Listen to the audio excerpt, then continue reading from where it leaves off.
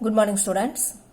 Today we are going to start a new lesson, Biological Classification, Chapter 2 in our NCERT book. Since the dawn of civilization, there have been many attempts to classify living organisms. In ancient time, classification was done on the basis of the uses of organisms. Organisms were used for food, shelter, and clothing. So, on the basis of these criteria, classification was done in ancient times. Classification was done not on scientific criteria, only on the basis of uses of organisms. Aristotle was the first to classify organisms on scientific basis, on criteria that are based on science.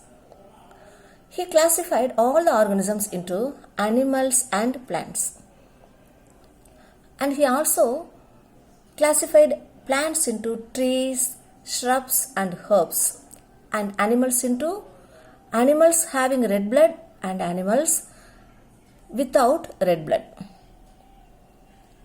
After Aristotle, during Linnaeus' time, the two-kingdom classification was followed. Organisms were classified into two kingdoms, Plantae and Animalia. But this type of classification was inadequate. There were so many discrepancies in this classification. All organisms were grouped under Plantae and Animalia, only two kingdoms. Because this type of classification, it did not distinguish prokaryotes and eukaryotes. There was no difference between prokaryotes and eukaryotes. All plants were under Plantae and all animals were under Animalia. And there was no difference between unicellular and multicellular. Unicellular were not separately classified and multicellular were not separately classified. All were under these two kingdom only. And also they did not distinguish photosynthetic and non-photosynthetic organisms. And also a large number of organisms, they did not fall into either category, either into Plantae or into Animalia. They could not group them into Plantae or Animalia. So, a need was felt for a different system of classification.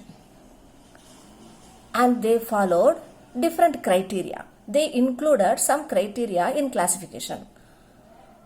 Those criteria are cell structure, nature of wall, mode of nutrition, habitat, methods of reproduction, evolutionary relationships. All these criteria were included and a different type of classification was done. Several changes were made over time in classification. R.H. Whitaker, in the year 1969, he proposed 5-kingdom classification. You know what are the 5 kingdoms? Yes, Monera, Protista, Fungi, Plantae and Animalia. He classified the organisms on the basis of some criteria. Those criteria are cell structure, on the basis of cell structure, on the basis of thallus organization, body organization, on the basis of nutrition, on the basis of reproduction, on the basis of phylogenetic relationship. What is phylogenetic relationship? Evolutionary relationship. So, Whitaker he proposed 5-kingdom classification. He classified the organisms into 5 kingdoms. And then he followed all these criteria. Look at page number 17 in your NCERT book, table 2.1, in which characteristics of the 5 kingdoms are given. different character, all 5 kingdoms, characteristics of all the 5 kingdoms. See here,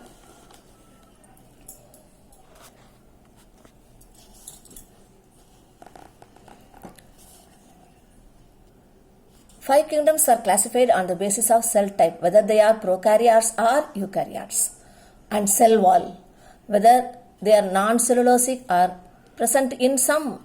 The cell wall is present in some organisms, present without cellulose, present with cellulose, and no cell wall is present in Animalia. And on the basis of presence of nuclear membrane, Monera are prokaryotes, and then they don't have nuclear membrane. So nuclear membrane is absent in Monera, but in all other kingdom nuclear membrane is present because all these are eukaryotes. And body organization, in Monera it is a cellular organization, Protista also cellular organization, fungi they are multicellular, but the cells are arranged in as a loose tissue. And in Plantae, tissues are there and organs are there. In Animalia, tissue, organs and organ systems are there.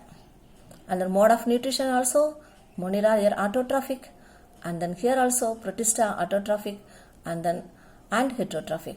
And then here fungi they are heterotrophic, Plantae are autotrophic, Animalia heterotrophic. So Whitaker, he classified organisms on the basis of all these criteria. First, let us analyze the earlier classification done in olden days. All organisms like bacteria, blue-green algae, fungi, mosses, ferns, gymnosperms, angiosperms, all were grouped under plants. Even though the bacteria and blue-green algae are prokaryotes, these fungi, mosses, ferns, gymnosperms, angiosperms, all are eukaryotes. Both prokaryotes and eukaryotes were under the same group, plants. And also they did not differentiate unicellular and multicellular organisms. All unicellular organisms also were under plants and multicellular organisms were also under plants. You see, Chlamydomonas is a unicellular and the Spirogyra is a multicellular organism. Both were under plants. And also there was no difference between heterotrophic organisms and autotrophic organisms. Heterotrophic organisms are fungi are heterotrophic organisms, and then algae are autotrophic. Both fungi and algae were under Plantae. Even though fungi they have the chemical chitin in their cell wall, and then green plants they have cellulosic material in their cell wall. Both are under the same group, Plantae. Considering the above criteria, because unicellular and multicellular are also under the same group, prokaryotes and eukaryotes are under the same group. So considering these criteria, a 5 kingdom classification was done. All prokaryotes were grouped under one kingdom, Monera, and then all unicellular eukaryotes were grouped under Protista. Here Chlamydomonas, Chlorella, Amoeba, Paramecium, all these come under Protista. But in previous classification, this Chlamydomonas and Chlorella were under algae, under plants. Amoeba and Paramecium were under animals, the group animals, Animalia. But they are unicellular eukaryotes, so they are separately grouped under Protista.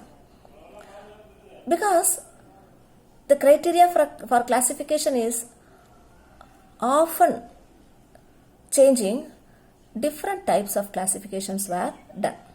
In future also, there may be some changes in classification.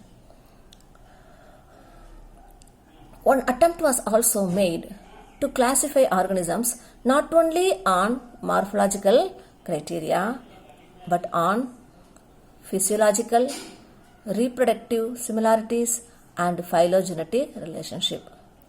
An attempt was made to classify organisms on this basis also. Today, in this chapter, we will study about Monera, Protista and fungi. And Plantae and Animalia will be studied as separate chapters. In this chapter, Monera, Protista and fungi, the characteristic features and their classification of these kingdoms, Monera, Protista and fungi, are included in chapter number 2, and we will study in next video. Thank you, students.